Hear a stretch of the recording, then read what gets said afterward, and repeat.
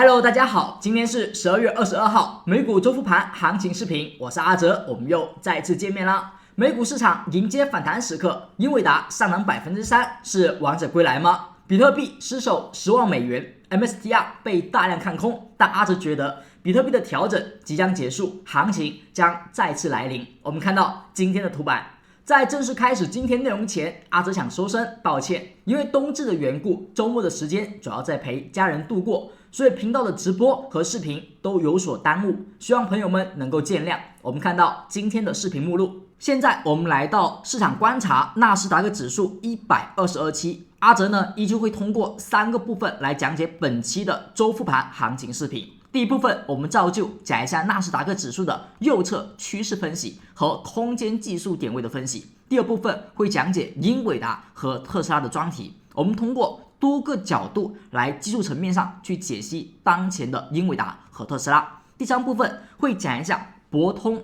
台积电、MSTR、PLTR、谷歌、亚马逊等6只个股标的的行情快报。以上内容呢依旧会比较长，阿哲的时间一般不太好把控，所以呢阿哲尽量的把每一个节点都编辑成了行情的目录。那么在下方时间轴当中，如果你的时间是比较着急的、比较宝贵的，那么你可以快速的跳转到你最希望观看的那一个目录、那一个节目当中，以防大家的时间过多的去耗费。那如果呢，你的一个时间比较宽裕，阿哲希望每一个内容你都可以认真的收听，认真的去收看。那么阿哲呢，很感谢大家的观看和支持。我们看到第一部分有关于纳斯达克指数的市场观察，在上期视频当中，我们讲到了一个知识点，这个知识点呢是叫做复阴线。那对于复阴线，我们今天再稍微的提一提。复阴线什么用呢？就是出现这样的一个 K 线组合，意味着市场当中有风险出现，市场有出货的可能，我们需要及时的离场。比如说，在这个地方出现了一根阳线和一根阴线，阴线的高点创了阳线的新高，而阴线的实体覆盖了阳线的一半，它是一个风险的信号，股价后续容易短期见高点，亦或者短期见到下跌。所以遇到复阴线时，我们说市场当中你应该去减仓或者说获利了结，但是不是每一次的复阴线都是一个大级别的高点。你会发现这一个复阴线之后，股价后续是不是还有飙升，还能上涨，还能创新高？所以有时候的复阴线呢，它是一个砸盘的现象，市场洗盘吸筹的现象。我们需要把复阴线后的第二天标记为 XK 线，这根 K 线的高点只要后续能够被快速短期3到5天左右之内去突破，我们认为前面就是砸盘，后续大概率还能有行情上涨。包括这个地方也是上涨当中的复阴线，在这里出现之后，你应该及时的离场，而后等待 XK 线它的高点是否能被突破。如果能被突破，股价将继续还有行情上涨。现在呢又产生了这样的一根复阴线，价格阴线高点创新高，阴线收盘把阳线覆盖，这种叫复阴线。而这种 K 线出现时，说明市场资金有所大幅的流出。我们看到 XK 线目前高点没有突破，所以当前的市场还不能验证前方是一个砸盘，以及后续还有上涨行情，这根阳线还远远不够。那为什么阿哲你觉得目前的市场还不构成反弹，或者说不构成前方砸盘的判定，你还觉得目前市场将迎接反弹呢？我们这就需要看到第一部分右侧的趋势分析。接下来我们看到市场的趋势线，目前你所看到的趋势线是由2个高点所连成的一个上行趋势线，以及下方的2个低点所延伸的上行趋势线。那么这2条趋势线构成了，或者说让我们识别出了前方是一个楔形走势，而我们一直都是这么告诉大家去分析当前的趋势线的。而市场走势是不是在前期出现了一个突破上沿，出现了震荡上行，那么这一天又出现了大跌，直接跌破了趋势线。那么阿哲在这一天告诉大家，如果你前期没有跟随阿哲去离场，去进行一个获利了结，那么这一天的大阴线下砸，你说阿哲这一天卖不卖？那么阿哲会告诉大家，尽可能的就没有必要去卖出了。我们在这里去卖出，很有可能会卖在一个低点附近。那你会发现的是，到了这里就出现反弹了。那为什么这里不建议去卖出？因为股价上方趋势线被破位，我们的第一个目标位是下方的这个趋势线的空间，而一根阴线下砸，直接把一半都砸没了。那这个时候如果你还要去卖出，你会发现底下没多少下跌空间，所以这一天为什么会止跌呢？股价出现大幅低开，但刚好低开的点位出现在了趋势线的支撑位上，而后低开高走产生反弹。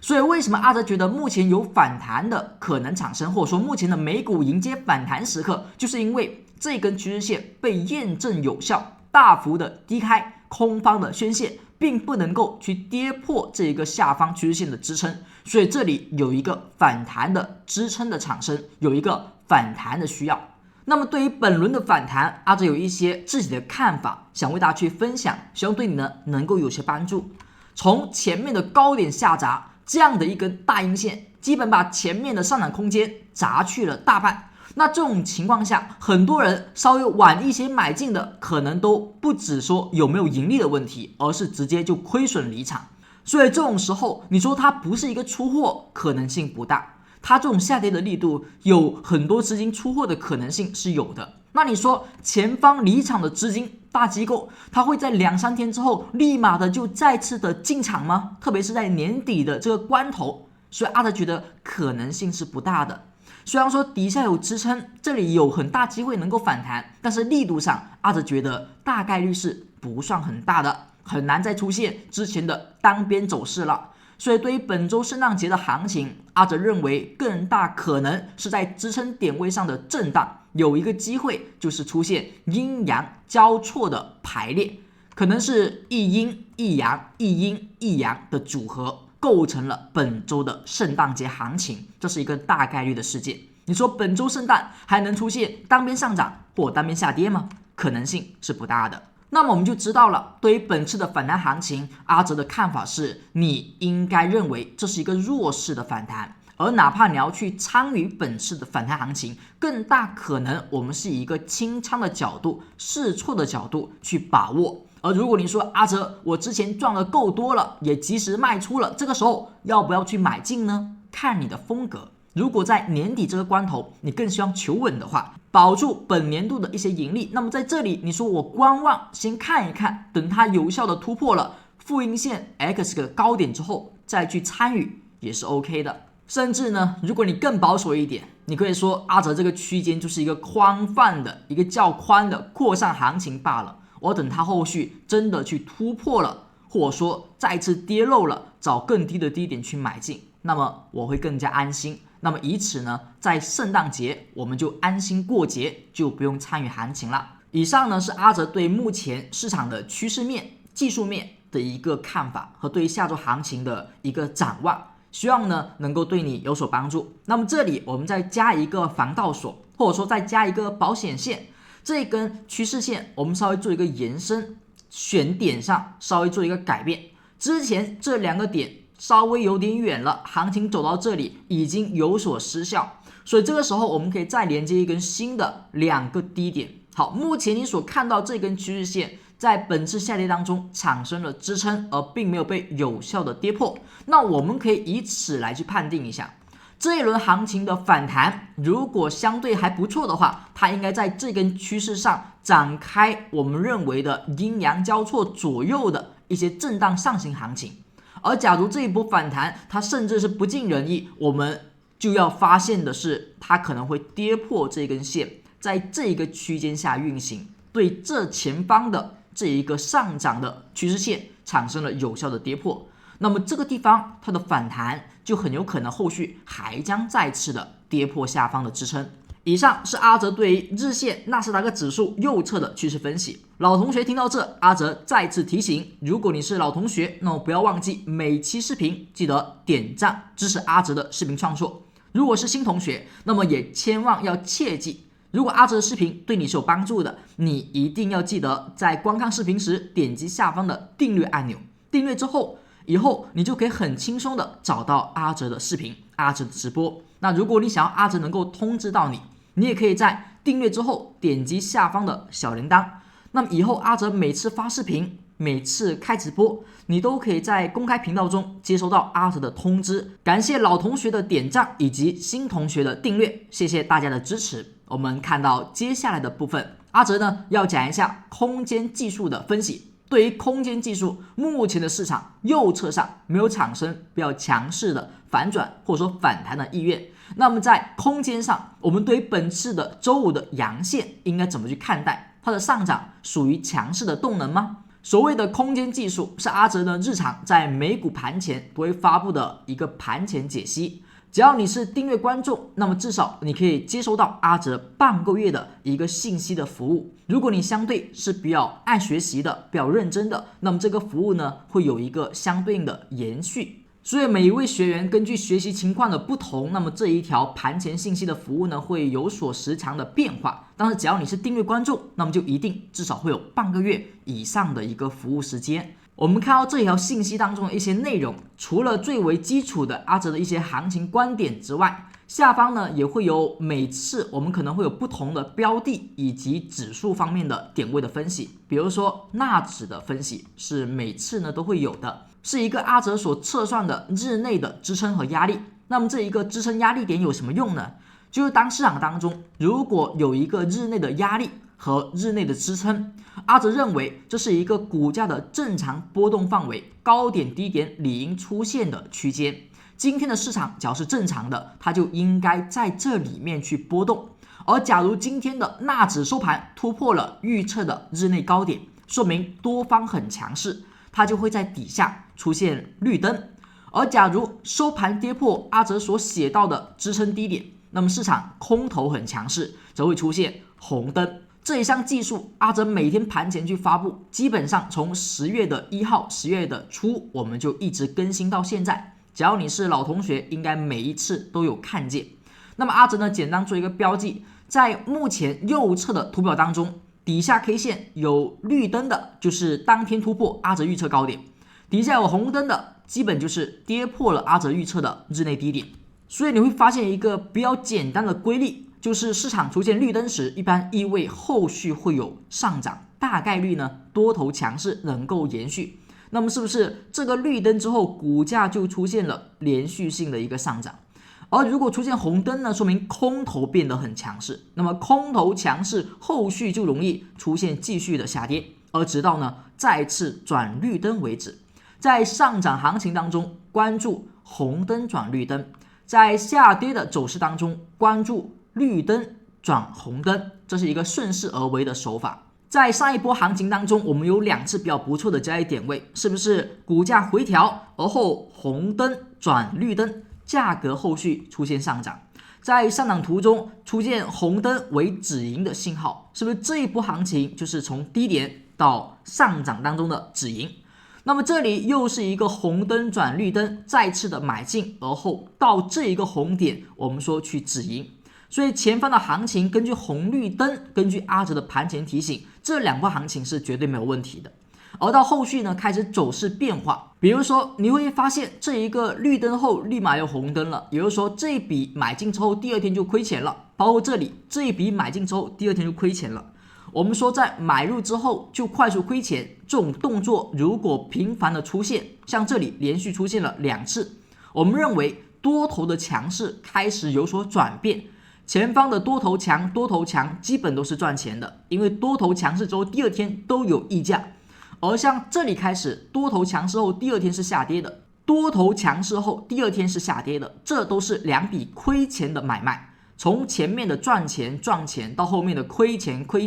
所以越是往上走，我们知道后续越容易出现诱多行情。所以近期呢，我们是通过左侧技术提前的去卖出，而这里呢就不能再随便的按照消息去买进绿点以及红点的这种行情了。那么现在有所不同，在上期视频当中我们说要关注一下市场会不会再出现绿点的 K 线。为什么？因为目前是一个上涨行情当中的有效调整，这个调整的幅度之深已经构成了有效。那么空间上的有效调整之后，我们再去看一下趋势有改变吗？低点和低点是没有创新低，所以趋势没变，空间有效调整，等一根红点后的绿灯。那我们认为这是一个多方发起进攻号角的再一次的点位。在空间动能的角度来看，这一天的阳线虽然不构成 XK 线的突破，但是在动能上它是比较强势的，能够认为是一个多头表现又由弱转强的一天。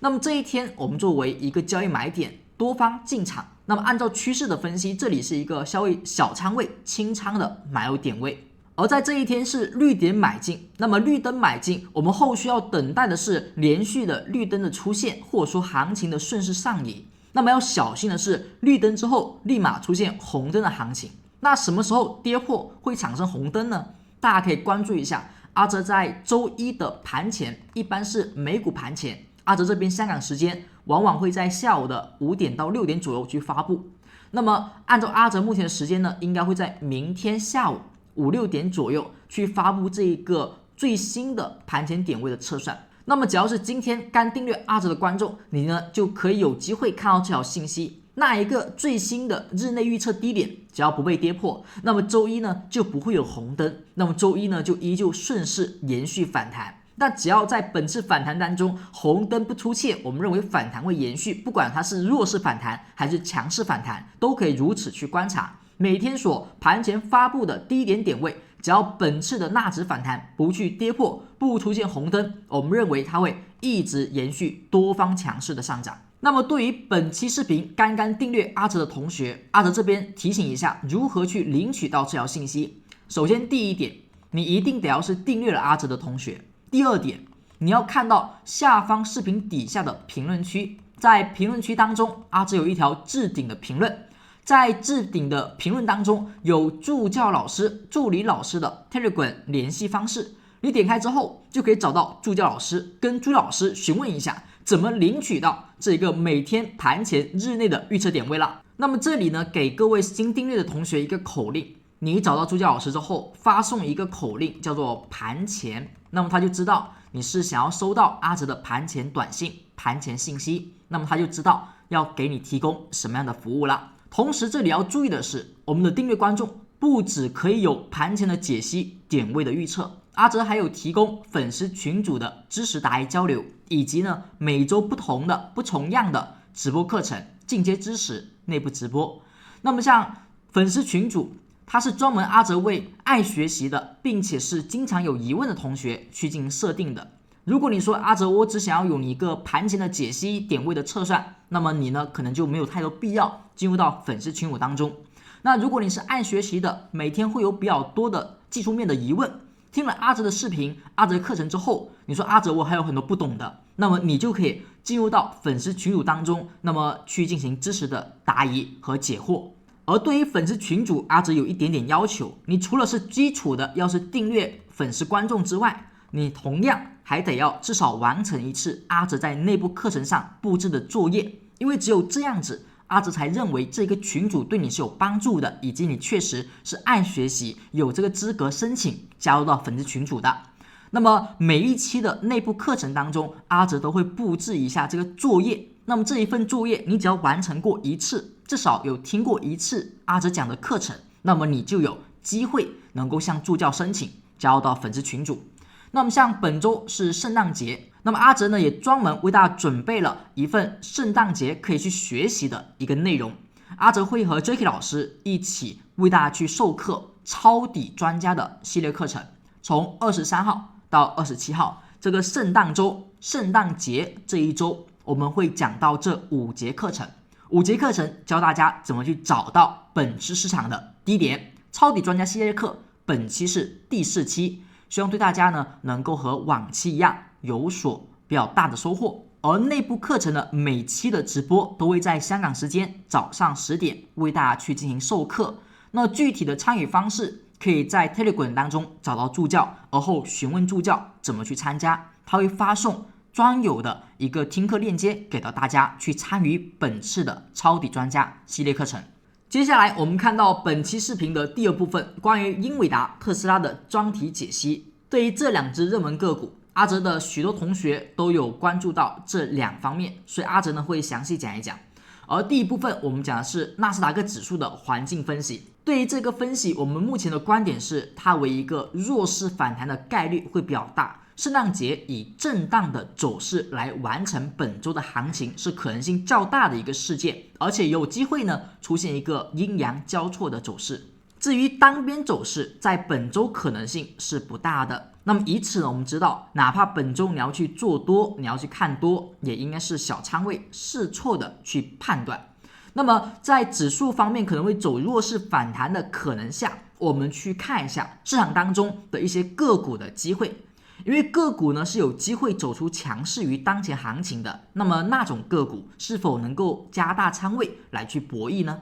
这是接下来我们在第二部分和第三部分要去探讨的一个问题。那么接下来呢，我们先看到第一个叫英伟达的行情解析。英伟达在前期的高点下跌以来，很多人呢觉得它都是已经走弱了，没希望了。那包括阿哲之前也讲过，英伟达有可能会陨落。那么在近期呢，我们会发现它的走势开始又有所缓和。我们看到图表当中，虽然英伟达在近期产生了下跌反弹再下跌，有效的跌破了这根趋势线，但我们会发现它在某一个关键的支撑位上还是产生了止跌，以及有上涨明显的动作。那么这一个关键的支撑位是谁呢？是前方这一个区间前期上涨突破的左侧高点。我们知道这一个地方也是关键的支撑位置，它甚至呢会比趋势线要更加关键，因为它是一个重要的结构，而且被突破确认是有效支撑过。那么现在在这个地方出现了一根假阳线，之前我们讲过很多次，在关键的支撑位出现假阳线，它是一种特殊的信号。如果是高位见假阳要小心，但是支撑位上出现假阳线，我们要有所注意。像前期这里股价下跌，在碰到这个支撑位的时候出现了假阳线，股价收阳但却是下跌的，低开高走。而这一天我们有讲过假阳战法，只要突破意味至少会有反弹的出现，注意了，是至少会有反弹，它有时候可能是一个低点，也会因为假阳的突破而产生。那包括这个地方也是跌破了，也遇到了这一个支撑位防守位，在防守位上出现了假阳，这里突破是不是又引发了一波反弹行情？那么现在呢又出现了跌破之后来到了一个支撑位。好，现在我们就看一下了，这里是一根假阳线，而后这里是不是被突破了？突破之后的假阳，我们说至少会有反弹出现，而这个反弹它的参照目标是上方的压力，像前方这里反弹，上方的压力是这一个趋势压力，这个地方的反弹参考的目标是上方这个趋势压力。那么现在呢，这个地方它也是一个支撑，这里出现反弹，参考的目标是上方的一个趋势线的压力。那么我们这里也要去关注一个事情，首先它的收盘价已经突破了左侧的假阳线，并且这里还是一个负阴线，因为阴线的高点创了阳线的高点，而后阴线的实体覆盖阳线实体一半，所以它是个负阴线。负阴线后的 XK 线是不是已经也是被突破的？所以在周五的这根阳线的地方，3个点的上涨，为什么有机会是王者归来第一位的确认上涨呢？因为这一天不只突破了 XK 线的高点，也突破了左边低点假阳线的高点，所以这里反弹的概率是很大的。那么股价为什么先看反弹呢？因为上方是一个趋势线的压力，我们会发现前方这里下跌假阳反弹，下跌假阳反弹，那么这里下跌假阳反弹，所以我们在英伟达突破这一个压力位之前，底下还是看反弹为主，它只有去突破站上去了，才能够认为这里真的是一个英伟达的波段底部区间，而后去看待这是一波英伟达有效的调整之后的底部行情。而现在呢，还是只能看一下反弹为主，而它的反弹也是有比较不错的空间可以去把握的，因为前方的这个支撑高点是有效的。所以比较激进的同学，你真的认为英伟达现在没有问题，基本面它的业绩未来会越来越好，那么你说阿哲，我以前方的这个支撑区域来去越跌越买，来去股价止跌就买进，去做一些中长线的建仓行为，可以吗？阿哲觉得没有太多问题，你只要把前期的这个区间防守位设置好，那么在此附近做低位建仓是 OK 的。当然呢，也是比较激进的，因为目前的美股走势指数环境上还是比较一般。那如果你说阿哲我做短线，那么这里开始做反弹，博弈短线上涨，可以吗？是可以的，因为这个地方离上方的空间还是有的，还是蛮大的。而这种情况下，短线设好止损即可。我们可以把左侧 XK 线的高点作为目前比较保守的防守位，在它之上看多，在它之下稍微的小心。那如果你说阿哲能不能把这个防守位的空间放大一点呢？你可以放到假阳线的高点之上，你要么以它为防守，要么以它为防守，要么就以前方的这个阴影区间，这个密集的支撑区域作为防守来看待本次英伟达此处底部的形成。只是呢，短线的操作更多把握的是反弹，而底部这个位置我们更多看的是未来它会去突破。这是关于英伟达空间和价格层面上的分析。那么接下来呢，我们看一下它的资金和动能上的表现有何变化，有何不同。现在我们看到是英伟达的日线图表，上方是 K 线图，下方是 BBD 的资金流向，它是一个短期资金观测的指标。在前方出现了一个支撑位，有效被确认之后，是不是下跌开始有所反弹？那么我们怎么知道这一个位置的反弹它的力度如何，以及它是否能够有所持续？那么资金是我们需要每天跟踪的。关于这个资金指标，之前我们讲过很多次，最近1-2期呢可能讲的比较少，稍微的提一提。你要观察的是什么？比如说股价如果是下跌的话，那比如说这一波下跌以及前方的这一轮下跌，在这种有效下跌的市场当中，我们会看到资金是持续的红柱，持续的红柱就叫做短线资金持续的流出，是弱势的。而中间的蓝色轴，它意味着市场的多空强弱，资金强弱。资金在上方，意味着资金不管流进流出，至少整体是强势的。资金在下方，意味着不管流进流出，整体资金是弱势的。所以下跌的行情一般要关注的节点就是在底下，在水下，资金弱势时有没有连续红色柱之后的首根绿柱。只要出现这样连续水下、连续红柱之后的首根绿柱，它有可能是有效调整后的低点。这一天的高点能够被突破，并且它的区间不要被跌破，我们意味着股价有效调整之后，它确实出现了一个回调低点。所以前方的低点呢，以此能够用资金跟踪得到。那么现在股价又上涨又有效调整，那么现在我们看到连续的红柱跌到水下之后，首根绿柱它的产生，像这一天是不是没有出现突破？阿哲把图表呢变干净一点，你看一下下方这里连续的资金流出，而后连续资金流出之后，是不是跌到了水下？那么这一天它就是水下连续流出后的首次流进。我们将这一天画一根标杆，它的高点有被突破吗？没有。它的低点有被跌破吗？有啊，没有突破，反而跌破反弹又跌破，所以这里开始顶部开始成立。那像前方这里下跌啊，而后流进的首根 K 线，是不是它有被跌破吗？没有，它被快速的突破，至少这里出现了上涨，而后这前方这里是不是在这里见了低点？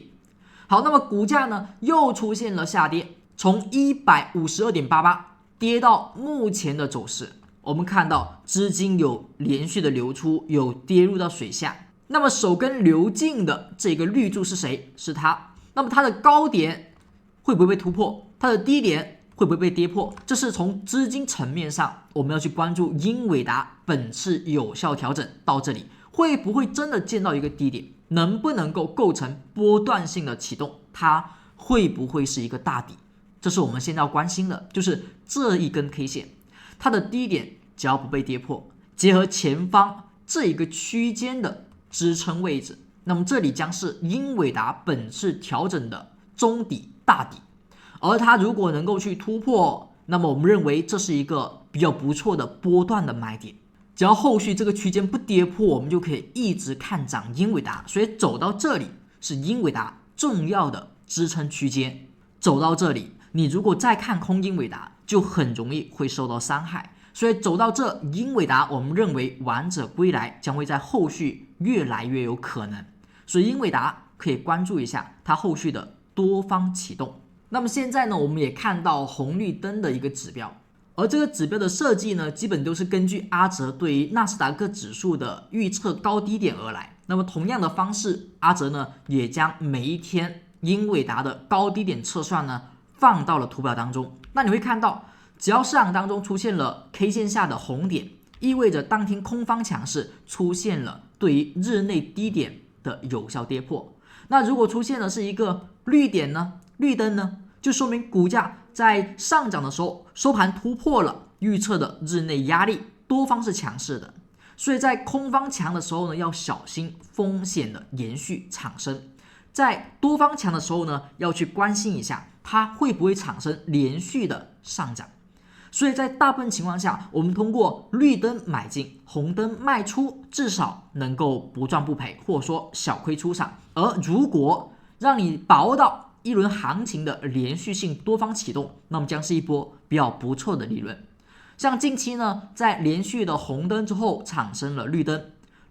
你可以直接傻瓜式买进，而后绿灯之后出现了红灯，那么这里呢略微亏损离场，而后到目前为止是少有绿灯的产生。最近在周五的时候又产生了一个绿灯，所以英伟达在动能上也是产生了上涨的看涨信号，也跟指数一样出现了多头动能强势的 K 线，是一根绿灯 K 线。那么在这里呢，给大家一个跟踪的方式，就是股价上涨只要是绿灯或者说没有亮红灯，我们就可以认为它这里会持续的走多头。那么像我们在周一的时候可以关注一个价位，是英伟达它的一个容易走到红灯的价位。如果股价在周一的时候英伟达收盘跌破 131.46，这个价格如果周一的时候英伟达收盘跌破了，这说明又是一根红灯 K 线。所以只要不跌破这个价位，保持收盘在此之上，我们认为绿灯它会往后去延续，多头呢依旧保持强势。所以周一看这个价格作为英伟达的防守位置。以上是关于英伟达的专题解析，技术层面上的分析。接下来我们看到特斯拉的话，最近走势是相对偏弱的。你会发现整个市场的走势调整到周五的时候，已经产生了低开高走的阳线，而虽然说尾盘有所回落，但是整体呢还是以阳线为主。而特斯拉你会看到是价格上涨回调，到了周五的时候它也有低开高走的动作，盘中也收了一根阳线，但最后却完全走为了阴线的下跌，是冲高回落。所以这个时候我们就知道了，市场资金在本次上涨大幅获利了结之后，到目前为止没有一个明显的想要再次进场买进特斯拉的行为，至少价格上在周五还看不出来。而你会发现其他的个股很多都产生了阳线，甚至呢是大阳线，而特斯拉目前还是收阴的，这是一个不太好的现象。所以特斯拉还不要太过于着急，盲目的去再次看多。而在价格层面上是有所止跌的表现，因为从高点跌下来，它的实体的阴线，我们说阴线实体代表下跌动能，它的实体是逐渐的在变小，所以它的下跌动能呢是有所减缓，只是相对于其他个股的上涨来讲，它就显得有所弱势和资金不是特别的积极。对于下方的支撑，我们依旧在看 406.71， 目前在周五时低点已经是达到了417左右啊，相对呢已经比较靠近了。所以在这个区间又加上它的一个价格是有所止跌的，动能是有所衰竭的，所以随时有一个反弹的可能出现，但是不算是很强势了。我们需要等待特斯拉更加明显的产生一根阳线，而后去买进，会是比较不错的选择。那么接下来呢，我们看一下特斯拉的资金和它的动能表现是如何的。我们现在所看到是特斯拉的日线图表，而下方呢依旧是 BBD 的短线资金监控。那么这里阿哲要告诉大家另外的一个使用 BBD 的一个方式。刚才我们讲到的一个方法是什么？就是市场的走势如果出现了下跌，那么在水下的首次连续流出后的流进 K 线，它是关键的，它的高点要被突破，低点最好不要被有效的跌破，所以只要能够被突破回踩不跌漏，我们认为行情启动，低点产生。那包括这里连续的下跌到了水下了，好，第一根连续流出后的流进的绿柱，它的低点不能被跌破，而它的高点要被突破，这里就是一个本轮调整的低点，是不是从这个地方它是一个回调低点，像这里呢它也是个低点。那甚至如果你能够看到这里，我们看到底下什么时候是下穿，就是左侧 BBD 它如果是正数，就说明在水上，这一天低点最低点时它的显示 BBD 是 4.603 4.603， 所以是正数。而第二天我们看到这一天它依旧是一个红柱，这一天是-6，所以这一根阳线走到了水下，水下连续流出首根流进是谁？是它的高点也被突破了，所以我们会看到是价格的走势，这个地方是一个高点突破，这里是一个高点突破，像这里也是高点突破，低点不跌漏，前面这里呢低点还跌了一天，然后这个位置关键 K 线低点没漏，高点突破，这一天低点没漏，高点突破，是不是不一定是最低点，但它大概率是一个调整时的启动点，遇到这根 K 线一定要关注。那从这个角度来看，特斯拉目前是不是高点连续的一个流进之后出现了流出，而流出连续之后来到了水下，如果这里出现绿色的流进的一个资金柱，我们要关注了，关键 K 线再次产生，这是第一种使用技巧。我们用这种使用技巧，你可以把握到挺多的一个回调行情，比如说连续的流出，而后在水下，这一天是首根 K 线，低点没破，高点被突破。那包括前方这里呢，下跌流出，我们看到首绿的 K 线是这一天，首绿这一天有被突破吗？没被突破，低点还被跌破了，所以股价走到这里，你会知道它大概率呢不是一个简单的回调，还有下跌行情出现。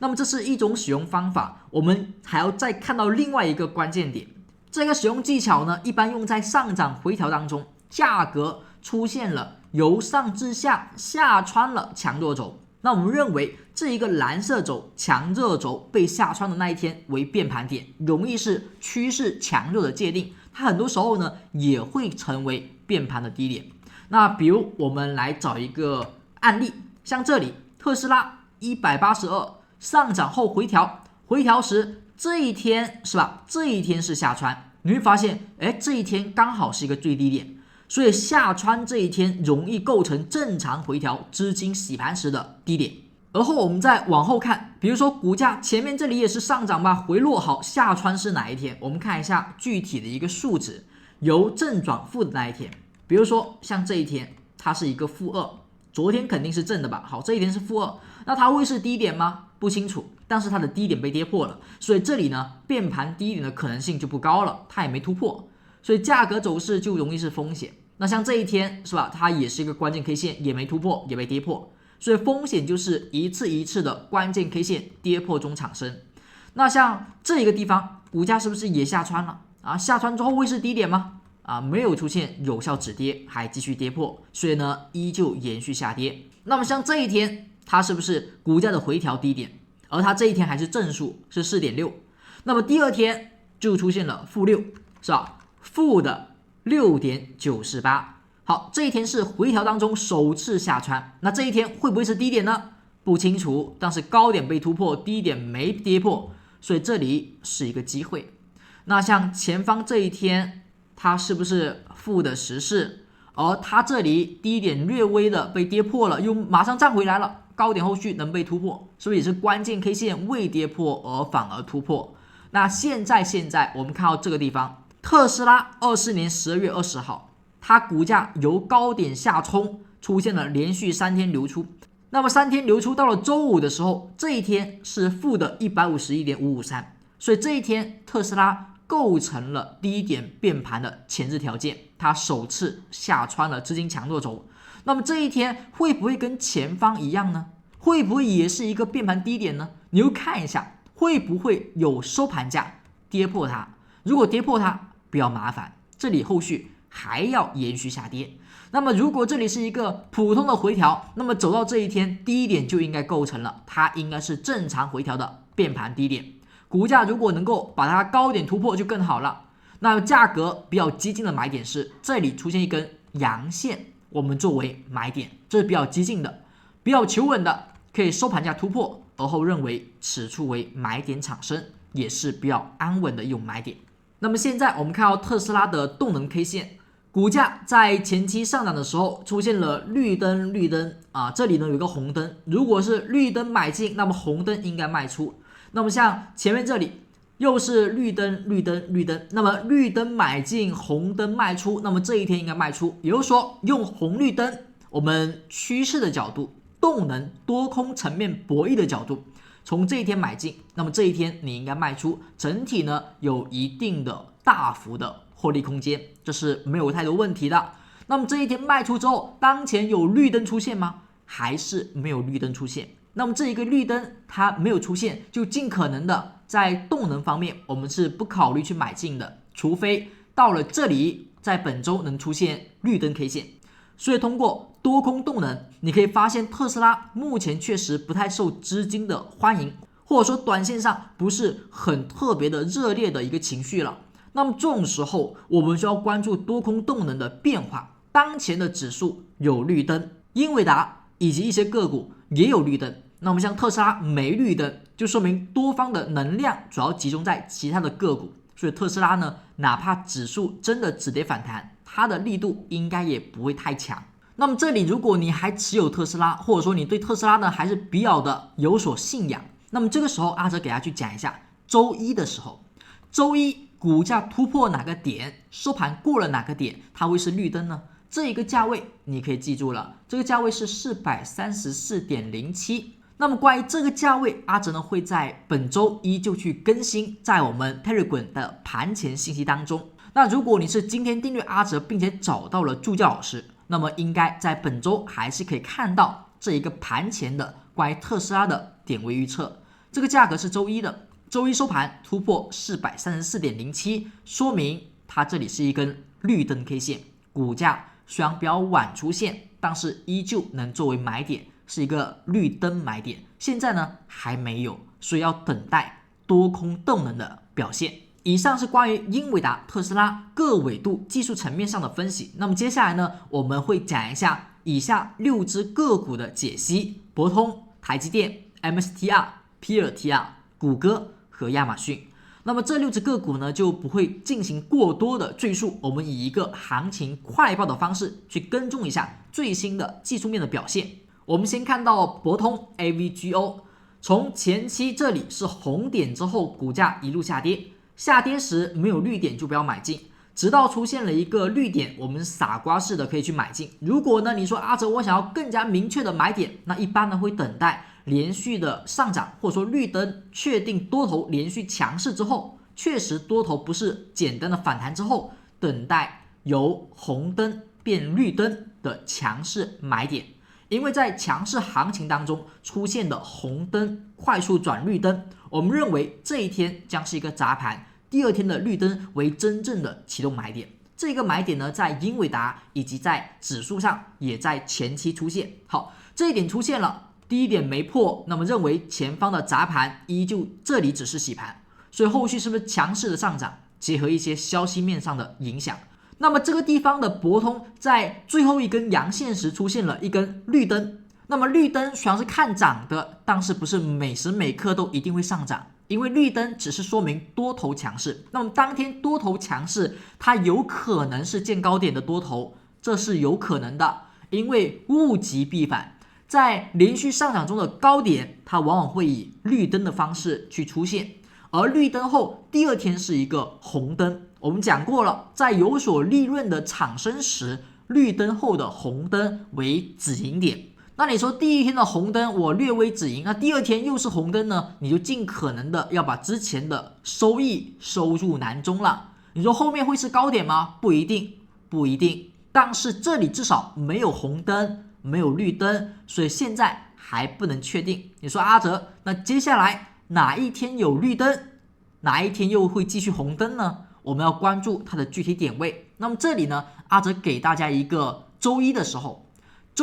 收盘过了哪个价位会是一个绿灯呢？这个价位是231.23，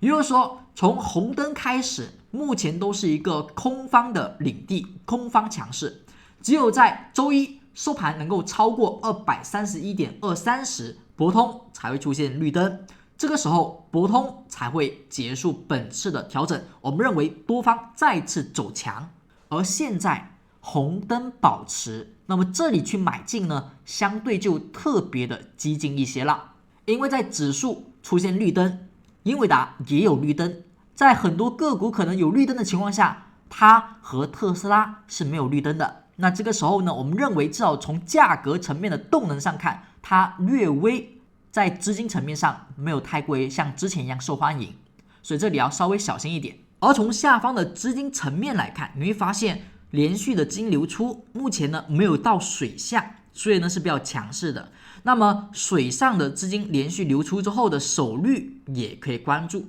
是吧？像这里首率了啊，股价呢突破了，首率了，股价呢突破了啊，这个呢也可以作为一个微洗盘的点位。而目前它没有流出到水下，那么在之上出现一个绿灯的话呢，会比特斯拉更为强势一点，因为特斯拉呢已经到了水下，而它还没有到水下，说明短线资金流出特斯拉比较多，而博通还好一点。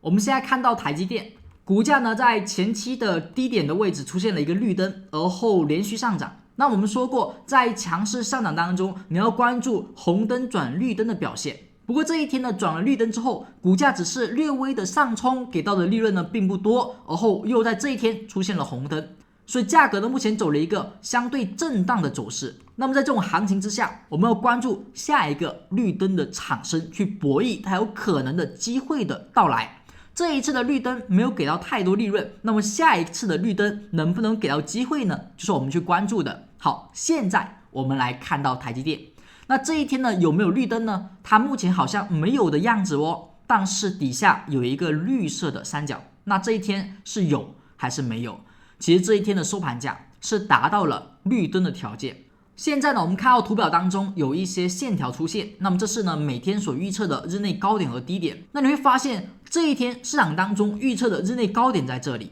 而它的实际收盘价是已经收盘过了这个日内预测的高点，所以我们可以看到台积电在周五的时候，这根阳线其实已经达到了多头强势的标准，所以它是一个再次的绿灯 K 线。那么这一个绿灯 K 线的产生，我们认为是本次下跌当中有可能终结的一点。那么只要是上涨回调，确实是回调，那么这一天我们作为一个买点去看涨，因为它是一个多头强势调整后的绿灯 K 线。而现在呢，我们看到下方这里是不是有一个变盘点的信号？这一天是下穿了这一个 BBD 的强弱线，跟前方这里一样，下穿了 BBD 的强弱线，是不是股价后面低点是没跌破的，高点突破了？那么再一次下穿 BBD 的强弱线蓝色轴，低点呢有跌破吗？没跌破，所以这个低点变盘是有效的，这个低点变盘目前来看也大概率是有效的。那股价如果能把它的高点给突破，那么就更好了。所以台积电在资金层面上有变盘低点，在价格动能上有多方强势的表现。接下来我们看到 MSTR 这只个股呢，在最近因为比特币失守10万美元的情况下，被大量的去看空，很多人呢去看跌。那么前期的股价连续的红点之后出现了绿点，然后绿点之后出现了短期上涨。我们说绿点上涨是利润的产生，买入的机会，而后绿点后的红点为止盈，红点后的绿点再次买进，而后绿点后的红点作为止盈。那么价格走了这样一波之后，是不是市场开始走出了震荡？这里是连续的红点，而后绿点。我们说买进之后啊，又是一个绿点，又是买点。那么绿点后的红点并没有产生利润。那像这里绿点后的红点啊，绿点后的红点，连续的绿点红点都没有产生利润，你就要知道了，这个地方的多空相对均衡，因为多方强而后很快空方强，多方强后很快空方强，这种情况只要出现2次或者说2次以上，基本你可以肯定的是，目前的行情多空都难有利润的产生。那么直到呢这个地方开始，空方开始变成打压式，价格有空方的利润。好，所以这个地方开始呢，我们认为市场的平衡被有所打破。那么市场的平衡只要被打破了，这个红灯和绿灯就依旧可以去观察。红灯、绿灯是多头强和空头强的表现。那么在震荡行情当中呢，就容易遇到多方强后立马空头强，所以震荡行情一般尽可能少用。我们一般会用在相对的趋势明显的走势，去把握到多头转强和空头转强的一点。从价格层面上来看，市场从这个高点后下跌，到了连续红点之后，这里终于有了一个绿点。那么对于相对傻瓜式的多方操作，这一天是一个买入机会。但按照趋势来讲呢，这一天很有可能是反弹，所以我们不能简单的用这一个多空动能来去判断，最好它还有一些买入的模型，会让阿哲更加确信 MSTR 它不止多方在这里止跌，它的价格上也能够有所止跌。那么这个模型是什么呢？这个模型是阿哲在本周主题班课周三的时候讲到的一个点，叫砸盘阴线。那么现在你所看到的 MSTR K 线底下有一个笑脸，它就是阿哲在本周周三讲到的一个知识点，叫砸盘阴线。因为是内部课程，所以不一定呢所有同学都听过，那么这里阿哲就不赘述了。你只要知道出现了这个笑脸，就是市场有砸盘的动作。砸盘阴线的出现，一般我们有两种买点。如果它是出现了低开高走的阳线，一般直接作为买入的条件，低点不被有效跌破，意味着市场真的有砸盘低点的产生。而它这个地方如果出现的不是低开高走的收涨阳，那么我们会把前方的阴线作为一个突破，而后去看涨，会慢一点，但是呢会更加准确一点。所以你可以看一下，当出现了这样一根 K 线时，突破意味着有低点产生，而出现这样一根 K 线，如果是低开高走的阳线，这一天直接为买点。所以目前的 MSTR 它不只是价格层面上出现了绿灯，它还在结构上出现了砸盘的启动信号。所以 MSTR 阿哲通过这一个位置认为市场比特币调整到这里，很多概念个股应该有机会产生了。在资金层面上来看呢，你会发现的是下方一直都在水下。那么这一天它是不是产生了一个连续红柱之后的绿柱？这一天高点没被突破，连续红柱后的绿柱也是没被突破。那么目前呢，你也可以看一下资金层面上能不能出现连续资金红柱之后的绿柱，而后突破作为加仓。现在还没出现，所以这呢是一个我们可以去认为砸盘低点的位置，你可以去尝试去做多 MSTR， 而不是去看空，把它的低点作为砸盘的低点反手。接下来呢，我们看到 PLTR 在前期这里出现了绿灯、绿灯、绿灯、绿灯，而后这一个高点的位置出现了红灯，所以股价的上涨在此处应该有所了结。而在价格走势后续的变化当中，一直围绕这一根高位的红灯 K 线在震荡，这里出现了绿灯，而后应该是买点。买入之后呢，没有红灯的产生，所以可以不去卖出。而这一天又是绿灯，所以这个地方是买点，这个地方是再次二次加仓的点位。那么这是 PLTR 在动能上我们可以看到的一个信号。那么现在我们看到底下是水下下穿之后，我们说有两个点要关注，一个是下穿的这一天下穿水下会不会是低点变盘？是的，因为它没有被跌破，而且股价持续在这之上出现了阳线。那么价格首次出现了绿灯后，下方其实也是一个流进的表现，它的高点目前被突破了，低点没有被有效跌破，所以这是一个买点 K 线。这是 PLTR 我们所看到的，当前没有卖出信号，而主要呢以买进信号来进行一个发生。而关于谷歌在前期出现了绿灯之后的红灯，而后价格出现了大跌，在低位出现了绿灯之后连续绿灯连续上涨，到这一天有红灯出现，是不是出现了止盈的提醒？而你会看到是连续绿灯之后的红灯再马上转绿灯，是不是意味着昨天为砸盘？所以这一天呢是一个再次的买点，价格单边上涨，这一天又是快速的红灯后转绿，这一天买进你会发现利润就变小了，因为前面出现过一次，而且加速过一次。你说这里再来一次同样的手法，就概率不大。红灯后的转绿，利润就不多。再一次又出现了短期快速的转红灯，你会知道行情变动有所不同。目前价格在前方的这一根绿灯 K 线中间进行震荡，而又再次的在周五出现了绿灯，并且这个绿灯下方是一个下穿了强弱轴的变盘 K 线，它有机会是一个低点变盘，同时它是一个绿灯 K 线。我们认为这里的谷歌到了此处是有一个上涨的可能的，所以这一天是一个再次的买入机会。我们可以把这一个变盘低点的 K 线低点作为防守位，跌破意味变盘低点失效，后续还会下跌，不跌破又因为是绿灯，所以这里看涨。最后我们看到亚马逊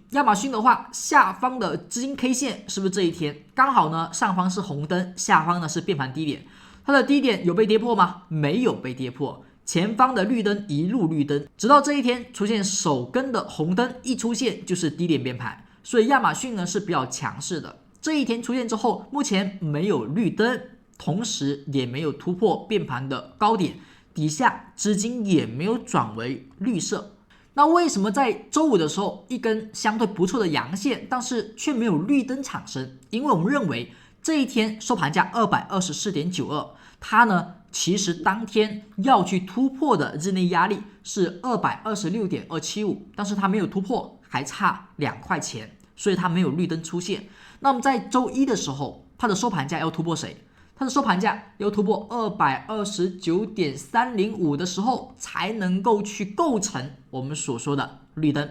它的收盘价不能跌破 221.825， 跌破则会延续红灯。所以周一要关注一下亚马逊的动作。如果亚马逊在周一突破 229.305， 则是一个买入信号。那么目前它的走势还可以，但是呢缺一个明显的买入 K 线。以上就是12月22号美股周复盘行情视频，希望对大家有所帮助。美股来到反弹时刻，但是阿哲认为呢，初期以弱势来看待。你如果想要做多，也不要及时的或者说着急的把过多仓位放进里头。圣诞节我们可以稍微观望一下市场它的一个走势变化，更大概率是弱势震荡或者说弱势上涨。那么希望今天的内容对你有所帮助，更多精彩内容我们下期视频再见，拜拜。